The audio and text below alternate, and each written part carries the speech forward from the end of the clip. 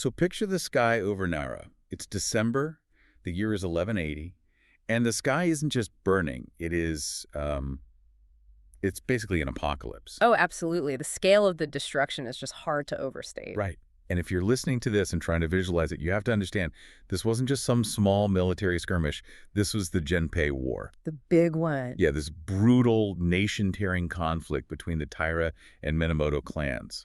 And on this specific night, a military commander named Ter, and yes, the historical records pronounce it exactly as Ter, he makes a decision that literally traumatizes the Japanese psyche for centuries. He really does. He orders his forces to just set fire to the entire massive Todai-ji temple complex. And we really need to emphasize what Todai-ji was. We aren't talking about, a quaint wooden shrine out in the woods somewhere. Not at all. Todai-ji was the absolute epicenter of the Japanese state. It was the spiritual, the architectural, the political anchor of the whole nation. And at the very heart of it sat the Great Buddha, which was this colossal bronze statue towering over 16 meters high. Which is massive. Huge. And when Ter's forces unleash fire on the complex, these wooden structures, which were, by the way, some of the largest on the planet at the time, they become these towering infernos. I can't even imagine the heat. Well, the heat from burning thousands of tons of ancient timber was so intense that it literally reached the melting point of bronze. Which is what, around 1700 degrees Fahrenheit? Exactly. And the descriptions we have from the era are just horrifying. I mean, you have a 16-meter-tall deity, right? Yeah. The protective icon of the entire country, and is literally dissolving. Yeah, just melting away. The bronze pools like lava, the head collapses, the hands melt, the gold plating just vaporizes into the air. It's a complete nightmare. And for the people of 12th century Japan, they firmly believed they were living in Mappo. Right, the latter day of the law. Exactly, this prophesied age of moral and spiritual decline. So watching their giant Buddha melt into a puddle of slag, that must have felt like the literal end of the world. They probably thought the gods had just completely abandoned them. Totally. And it creates this spiritual and economic void that seems entirely unfixable. The nation is locked in this grinding civil war. The treasury is completely empty.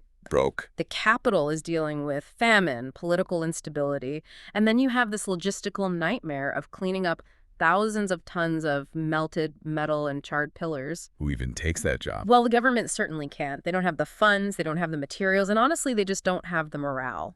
Right, which actually perfectly sets the stage for our deep dive today. Welcome back to AI Buddhism University, by the way, because into this impossible, smoking crater of a national tragedy steps a guy who is going to completely shatter every expectation you might have about medieval monks. Oh, he really does. Because, when we picture a great Buddhist saint, the default image is someone who is perfectly still. Right, a monk sitting under a pine tree. Exactly. Eyes half closed, totally detached from the messy, noisy reality of budgets and supply chains, just floating an inch off the ground. Which is a very comforting image, but it's entirely useless if you need to resurrect a multi-billion-dollar national monument. Yeah, you can't meditate a temple back together. You really can't. So today, for this special edition of our Biographies of Great Monks series, we are opening the files on a man who was the absolute antithesis of that quiet saint. The complete opposite. We are diving deep into the life of Shunjobo Chogen. And I want to be incredibly clear to you listening right now. Shunjobo Chogen was not your spiritual guru. No. He was, without a single bit of exaggeration, the most unorthodox, relentless, aggressive, and brilliant producer and project manager in Japanese history. The ultimate producer. If he were alive today, he wouldn't be running some quiet meditation retreat. He'd be the ruthless CEO of a global logistics empire. He was a guy who basically weaponized his religious authority to achieve the impossible. And our mission today is to dig into the actual historical texts, specifically records like the Namu Amidabutsu Sazenshu, to dissect the real mechanics of how Chogen pulled this off. Because he definitely didn't rebuild the great Buddha through thoughts and prayers. Oh, definitely not. He did it through industrial espionage, mafia-level fundraising tactics, and full-on mad scientist engineering. It is wild.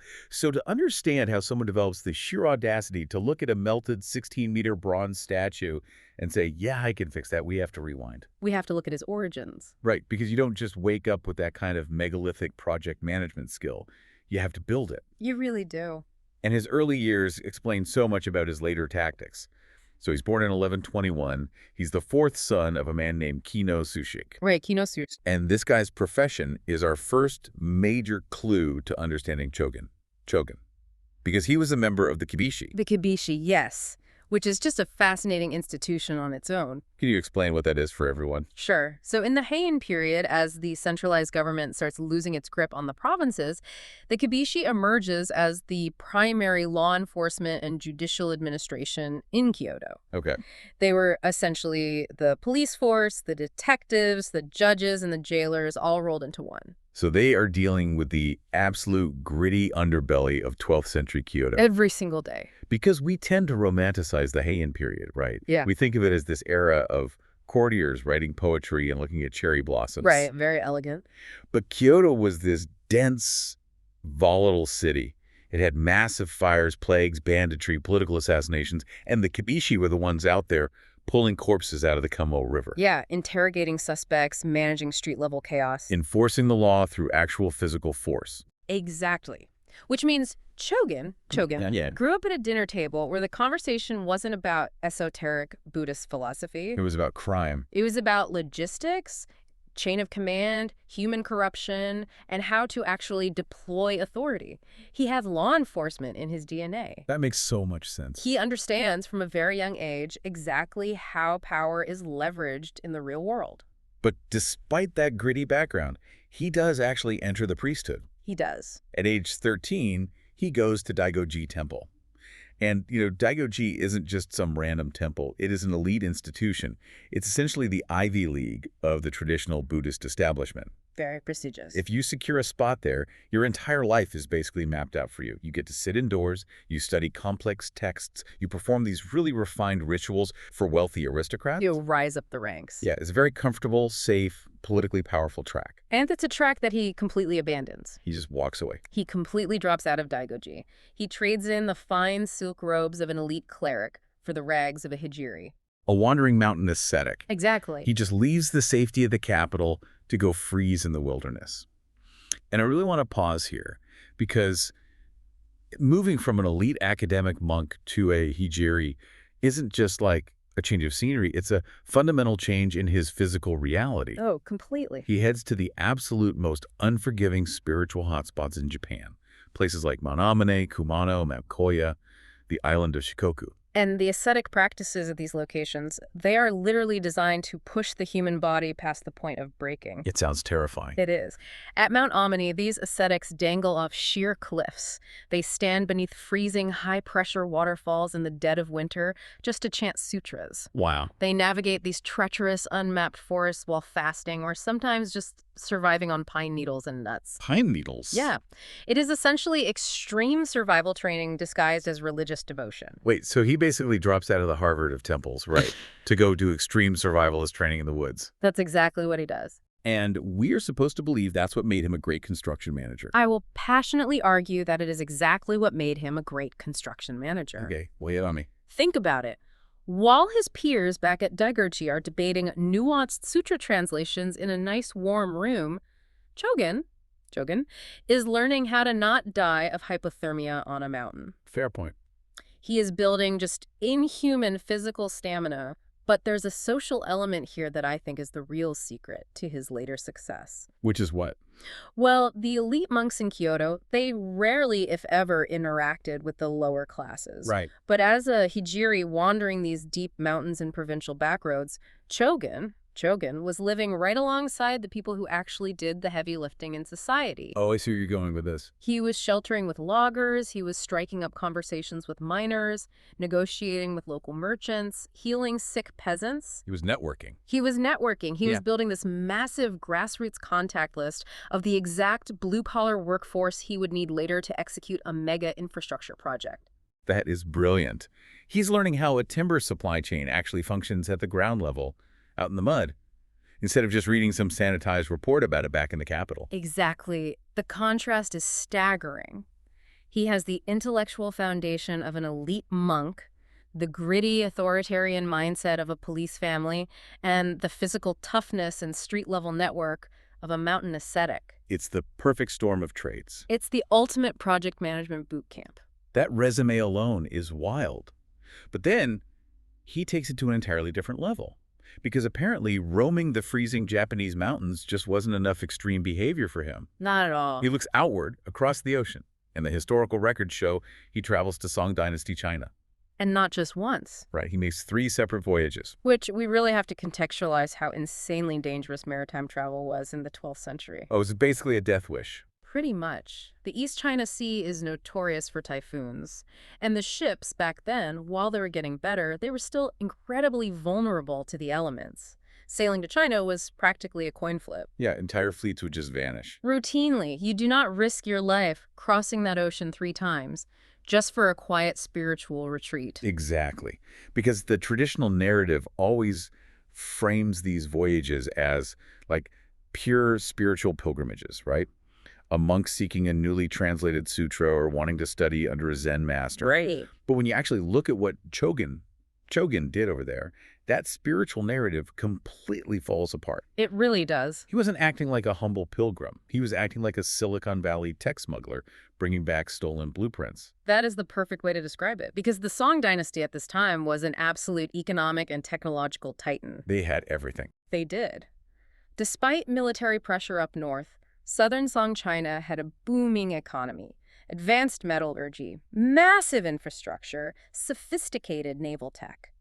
And when Chogen arrives in ports like Ningbo, he isn't just visiting temples to pray. No, he's taking notes. He's visiting these massive complexes like the Ayuang or Asoka temple to study the engineering. I just picture him standing in the middle of this grand Chinese temple, totally ignoring the altar, just staring straight up at the ceiling, sketching the joinery in his head. That is almost certainly what he was doing.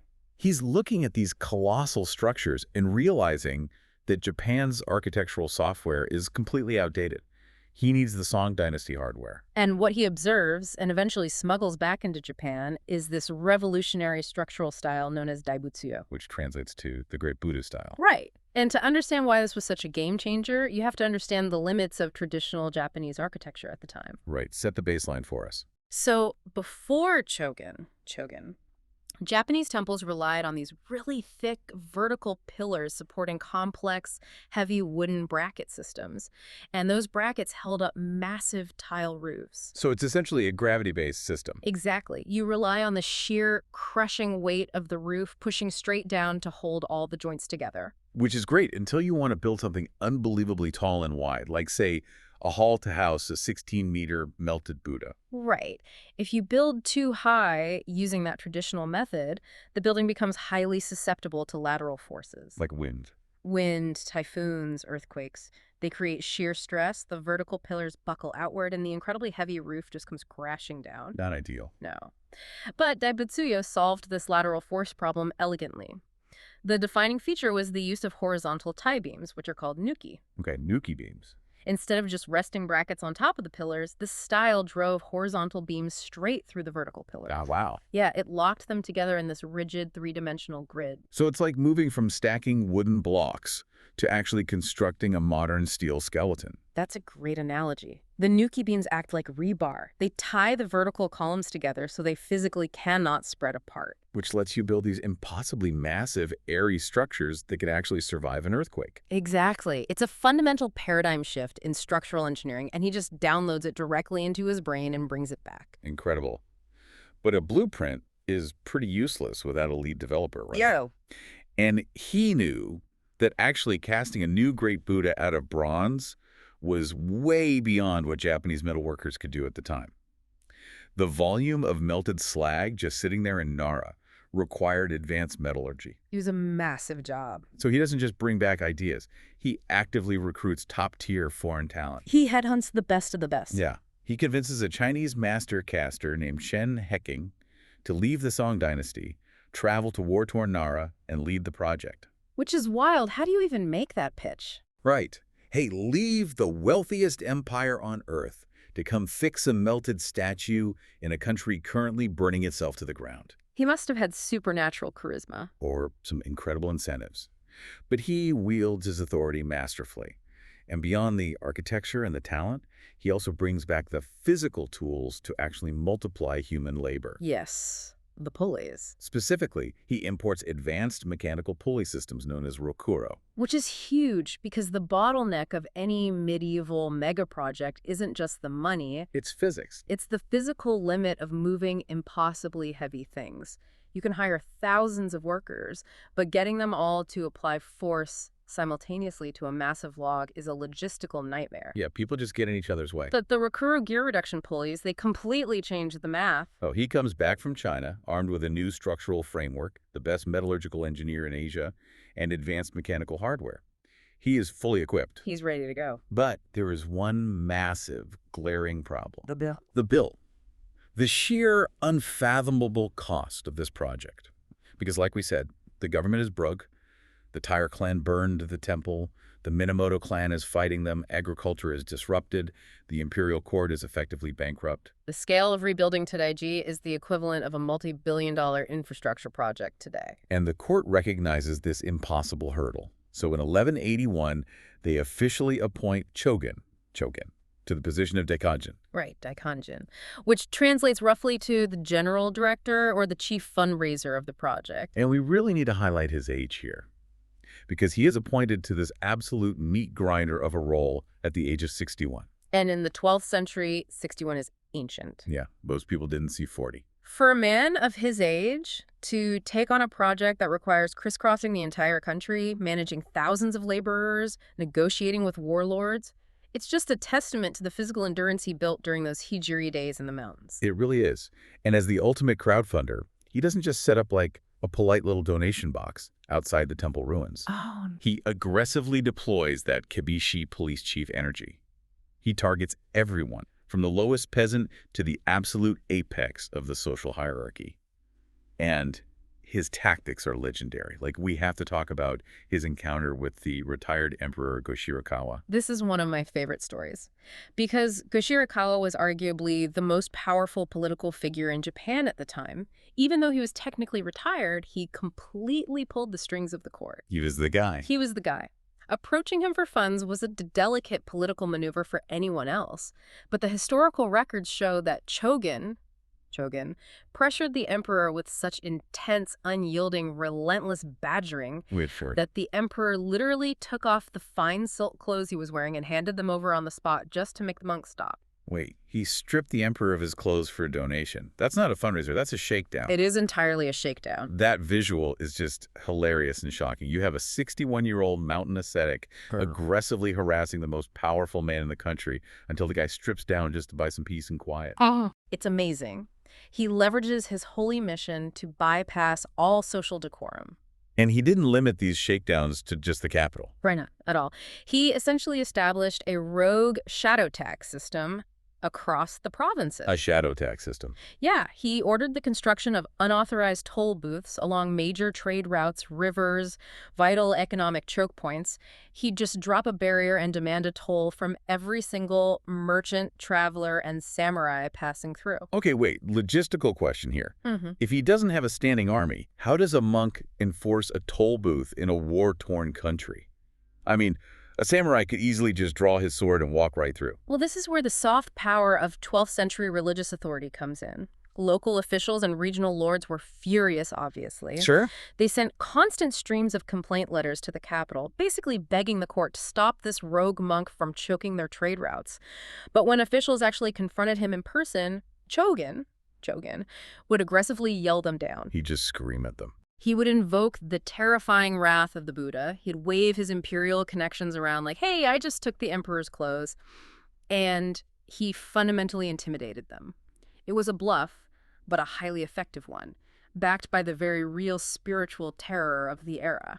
And he actually codified that spiritual terror into the fine print of his donation pledges, didn't he? Oh, yes, he did. Like, if you were a wealthy landowner, he would corner you and make you sign a physical contract promising a certain amount of timber or gold. But the enforcement mechanism wasn't a collection agency. It was pure psychological warfare. The texts of these pledges actually survive, and they are chilling. What do they say? He wrote into the contracts that if a donor promised to help the great Buddha and then backed out or delayed payment or tried to shortchange the project, they would be immediately cursed to suffer from shirorai or kurorai in their current life. And shirari and kuroi, for context, are specific severe forms of leprosy. Right. And in medieval Japan, leprosy wasn't just a physical disease. It carried this devastating social and spiritual stigma.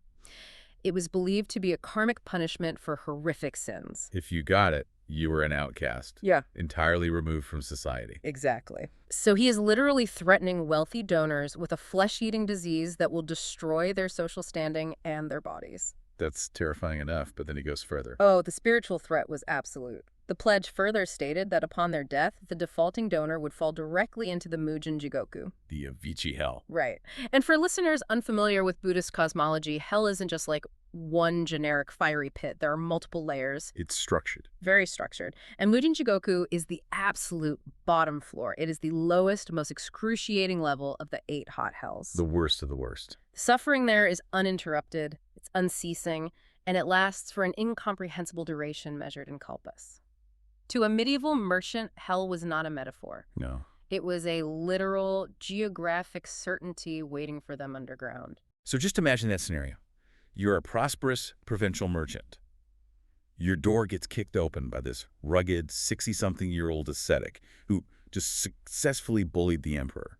He demands a massive sum of your wealth, and he hands you a contract saying, hey, if your check bounces, your skin will rot off in this life, and you will burn in the lowest pit of eternal torment in the next. You don't negotiate with that. You just sign the contract. Yeah, it's brilliant, ruthless efficiency. The mafia wishes they had this kind of leverage. Honestly, they do. So through sheer force of will, terrifying curses, and relentless badgering, he successfully raises the medieval equivalent of billions. The treasury is full. He did the impossible part 1. Right. But infinite money is totally useless if the physical resources don't actually exist. And that leads us to the absolute greatest logistical nightmare of the entire endeavor. The timber. The timber. Because building the Great Buddha Hall, which would stand as the largest wooden building in the world, required forests of gargantuan trees. But the problem was that centuries of temple building and urban expansion in the Kansai region had completely deforested the areas around Nara and Kyoto. There were basically no big trees left. None. So he has this blueprint for his Daibutsuyu architecture. But he needs massive vertical columns to anchor those tie beams. Where does he even find them? He is forced to look far to the west. He successfully lobbies the government to grant him the resource rights to Suo Province, which is located in modern-day Yamaguchi Prefecture. Yeah, Suwa Province. And he establishes this massive logging and resource extraction base deep in the rugged, unforgiving mountains, specifically around the Sabagawa River area. And the scale of the trees he's hunting here is almost mythical. The historical records detail the exact dimensions he was after, and we are talking about logs that were up to 39 meters long. Which, in traditional measurements, is about 13 gel. Right, and 39 meters is roughly the height of a 12-story building, and they're up to 1.6 meters in diameter. A 12-story, solid cylinder of dense, freshly cut timber. The weight is just astronomical. We are looking at logs that easily weigh upwards of 30 to 40 tons each. And the friction of simply resting that much mass on the forest floor means it requires an army just to budget an inch. Exactly. The traditional brute force method of moving a 40-ton log down an unmapped mountain in the 12th century is just a portrait of human suffering. Estimates from the era suggest it would take roughly 1,000 men pulling simultaneously just to move one of these colossal trees. Which is insane. 1,000 men for a single log? You have to feed those men. You have to house them in freezing mountain camps. Disease, exposure, accidents. The workforce would just be decimated. The project would bankrupt itself just trying to keep the labor force alive in the woods. Which is exactly why his industrial espionage in Song China pays off so perfectly right now. He doesn't use brute force. He uses the imported Rokuro pulleys. Yes. The deployment of the Rokuro is an absolute masterclass in mechanical advantage. Because these were large, sophisticated gear reduction pulleys, right? Right. By routing massive ropes, which were recorded as being up to 6 inches thick and 150 meters long, through these gear systems, the mathematical equation of the labor just changes entirely. It's a block and tackle system. It distributes the load. So instead of requiring 1,000 exhausted men dragging a log over dirt, the mechanical advantage meant that the same 40-ton log could be moved by a team of just 70 men turning the heavy wooden cranks. He reduced his labor requirement by over 90%. It's unbelievable. It's an efficiency multiplier that allowed the logging camps to actually function without collapsing under their own weight. But moving the logs down the mountain slopes to the river valley was only phase one. Because once they got the logs to the Sabagawa River, they hit an impossible wall. A literal and figurative wall.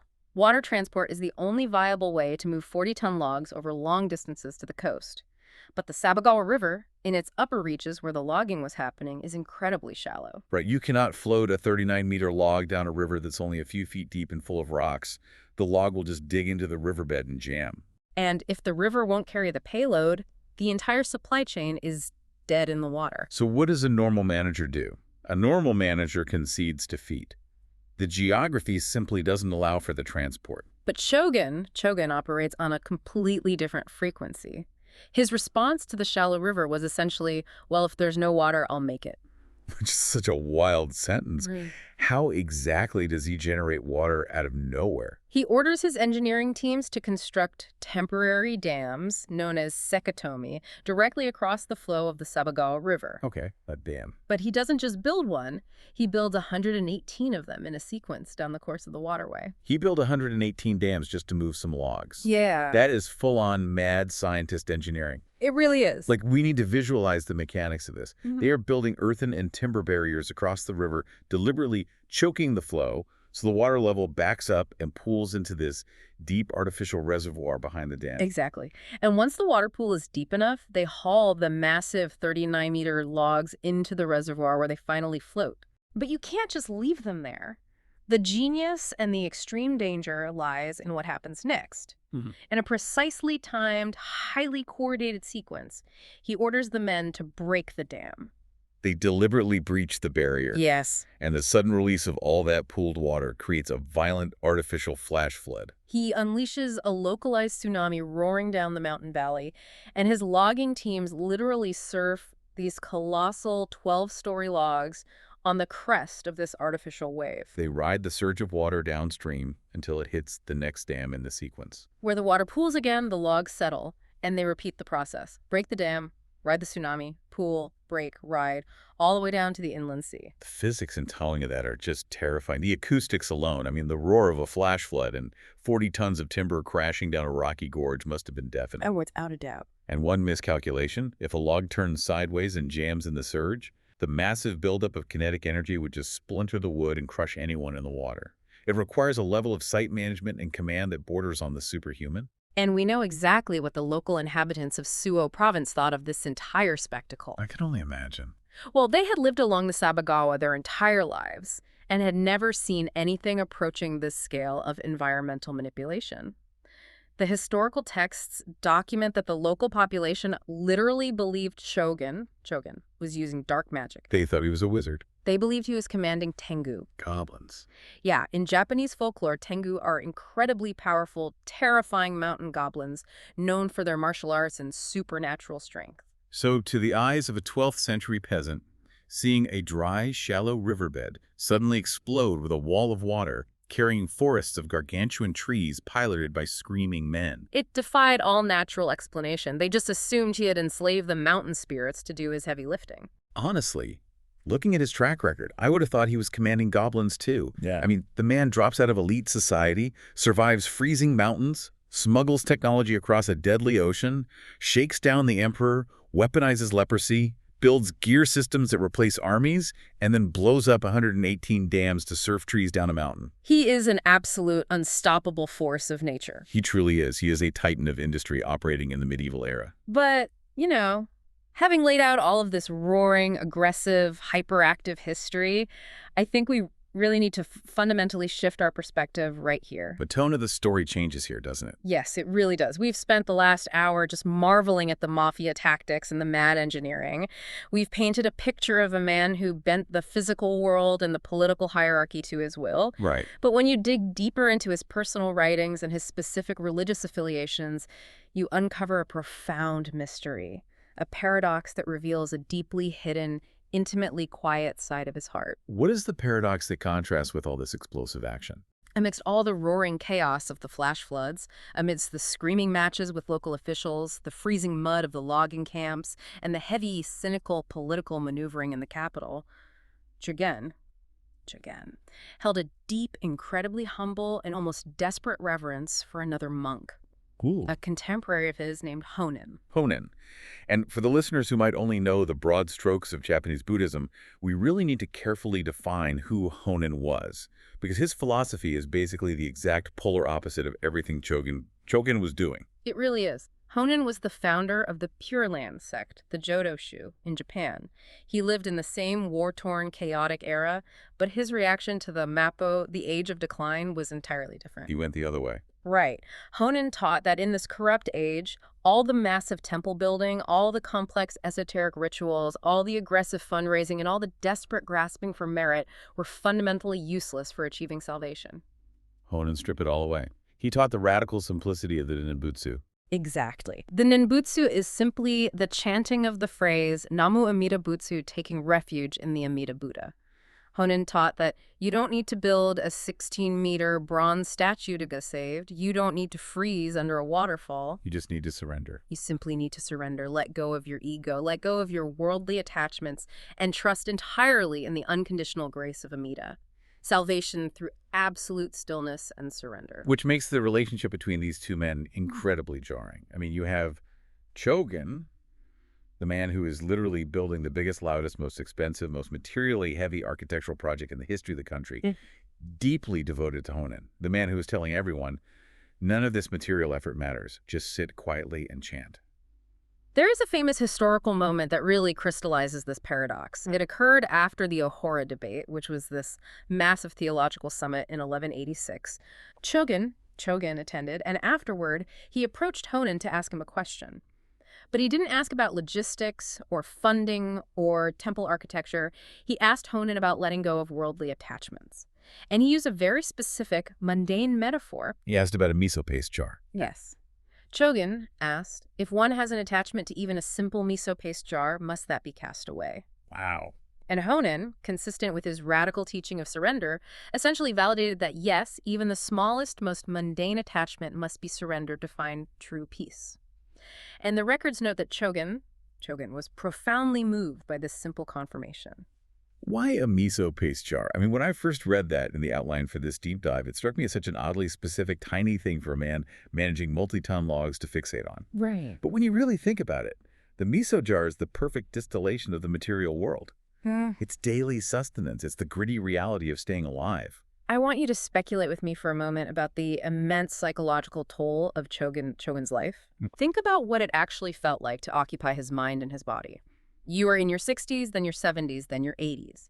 You spend decades locked in shouting matches with politicians who hate you. Constantly fighting. You bear the constant, grinding stress of managing thousands of rough, dangerous laborers in freezing winters and blazing summers. If a dam breaks early, men die, and it's your fault. You are carrying the terrifying spiritual and political weight of rebuilding the soul of a nation that was destroyed by fire. It is an unimaginable burden. When you are the one holding the entire structure up, literally building the Daibutsuyo pillars, and figuratively holding the funding together, you are the one absorbing all the friction of the world. You are taking the hits so the project can survive. And deep down beneath that impenetrable mafia boss exterior, beneath the terrifying curses and the brilliant engineering, there had to be a profound loneliness. Yeah. A bone-deep spiritual exhaustion. He is entirely trapped in the material world. He is drowning in mud, timber, melted bronze, money contracts, and logistics, all to achieve a spiritual goal. He is building a giant house for the Buddha, but he is too busy fighting with loggers and screaming at emperors to actually sit inside it and find peace. Exactly. The miso jar is his realization of how heavily tethered he is to the earth. And I think that explains his devotion to Honen perfectly. Amidst the deafening roar of the 118 flash floods, he desperately needed the pure, silent stillness that Honen offered. Yes. Honen wasn't just a contemporary. Honen was his psychological sanctuary. The one place where he didn't have to be a producer. And that internal exhaustion manifests physically in a really fascinating architectural detail of the reconstruction project. Oh, right. As part of his logistical network, Chogen established 7 Besho, or branch temples, across the country. These served as regional hubs for gathering materials and managing laborers. But he specifically equipped these branch temples with yuya, Bathhouses. elaborate bathhouses. Think deeply about that choice for a second. He is running these brutal high-casualty logging camps and construction sites. The men are filthy, they're freezing, their muscles are torn, their hands are bleeding. And the mastermind, the guy who threatens wealthy donors with hell, builds these warm, elaborate bathhouses at his outposts. It's incredible. It's not just a matter of medieval hygiene. It is a physical manifestation of his theology. He understands suffering intimately because he is suffering right alongside them. Exactly. He wants to wash away the grime. He wants to wash away the physical mud of the Sabagawa River, but also the spiritual exhaustion of living in the Mapo. He knows his workers are broken by the material world, and he knows he is broken by it. Yeah. The bathhouse is the one place where the noise of the construction stops. The warmth envelops you. The burden of gravity lessens in the water. And for a few moments, you can just breathe and chant the Nenbutsu. That is a deeply moving way to interpret the Yuya. The man who wielded the threat of leprosy and commanded artificial tsunamis was also the man who built quiet, warm baths for his exhausted workers, yearning alongside them for the simple, unconditional grace of Honen's teachings. It's beautiful. It really takes him from being this mythological, unstoppable force of nature and grounds him back down to a very mortal man. A man who was simply pushing himself past the absolute limits of human endurance because someone had to do it. Which makes the end of his life all the more poignant. I mean, a man carrying that much weight surely deserves to rest. How does his story actually conclude? Does he finally retire to a quiet hermitage to just chant the Nenbutsu? He does not. No. The tragedy and the heroism of Chogen is that he refuses to put down the burden. He doesn't fade away. He continues to actively run the massive construction sites. He just keeps going. He oversees the casting of the bronze, the raising of the Daibutsuyu pillars, the management of the branch temples, and the relentless hustling for resources until his physical body simply gives out. He dies in the year 1206. At what age? He works until he dies at the incredible age of 86. 86 years old, in the early 13th century. Unbelievable. After a lifetime of freezing mountain asceticism, 3 highly dangerous ocean voyages to China, decades of political warfare, and surfing logs down flash floods, his physical resilience alone defies logic. And his legacy is just monumental. He didn't just clean up the ashes of a temple, he imported revolutionary Daibutsuyu architecture that fundamentally changed the skyline and the structural engineering of Japan. Right. He introduced advanced metallurgy and gear reduction technology, but most importantly, he redefined what it meant to mobilize a fractured nation's resources. He proved that sheer, unrelenting willpower, combined with strategic brilliance and an utter refusal to fail, could resurrect the spiritual heart of a country out of an apocalyptic crater. It is an unbelievable cinematic story. We started this deep dive picturing a peaceful saint painting calligraphy, and we ended up with a visionary, a tech smuggler, a master engineer, a ruthless crowdfunder, and a deeply exhausted soul who just wanted to wash away the mud of his own monumental achievements. It completely redefines what a great monk can be. It really does. And that leads us to a final physical reminder of his achievement that brings us right back to the Great Buddha itself. Okay. The Great Buddha Hall that stands in Nara today is a breathtaking, massive structure. Millions of people visit it, and it feels overwhelmingly huge when you stand inside it. However, the building you see today was actually rebuilt again in the Edo period, centuries later, after yet another fire. Wait, it burned down again? Yes, in 1567. But here is the detail that truly crystallizes Chogen's genius. The current Edo period building, as massive as it is actually significantly smaller than the colossal masterpiece Chogen engineered in the 12th century. Wait. The one standing today, which is already one of the largest wooden buildings in the world, is the scaled-down version. Yes. Despite having centuries of technological advancement, the later generations in the Edo period literally could not replicate the sheer, terrifying scale of what he achieved with 12th century technology. That is mind-blowing. They couldn't source the timber, they couldn't manage the logistics, they couldn't match his ambition, they had to shrink the blueprints. That is staggering. A 12th century man out-engineered the future, which raises an incredibly provocative question for you listening. Absolutely. Consider what it actually takes for one mortal human, armed only with imported pulleys, a ruthless understanding of human nature, and an absolute refusal to take no for an answer, to build something so grand that later generations literally could not match it. When you look at the ashes of your own impossible tasks, what is your great Buddha project? And more importantly, are you willing to build 118 dams to achieve it?